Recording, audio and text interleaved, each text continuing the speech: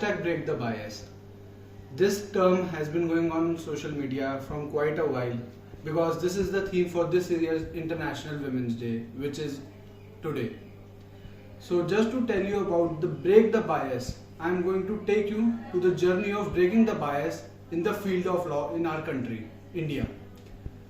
Cornelius.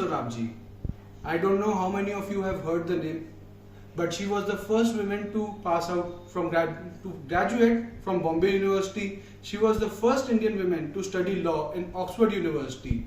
She appeared in pleaders exam of Allahabad High Court in 1899, but was not recognized as barrister till 1924 because of the law which restrains women to be a practitioner.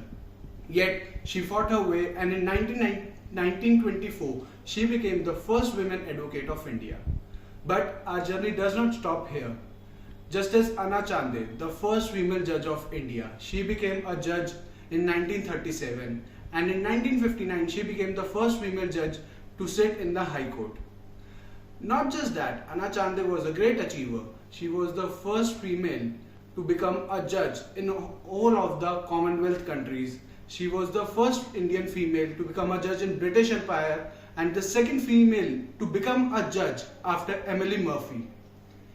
Other than Anna Chande, we have the great name M. Fatima Bibi, who became first female judge to sit in Supreme Court of India in 1989.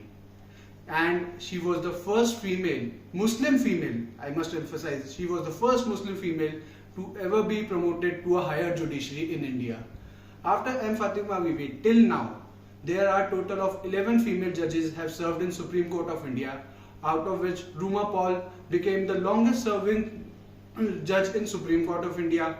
Justice Indu Malhotra, she became the first female judge who was appointed to the Supreme Court of India by Bar Council of India. And recently, many of you must have heard, B.V. Nagaratna, she is assumed to be the first female Chief Justice of India, which we all hope will happen someday.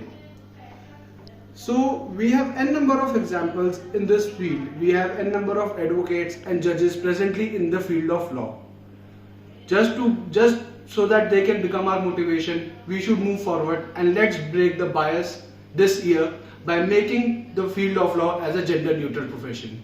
Thank you and happy Women's Day.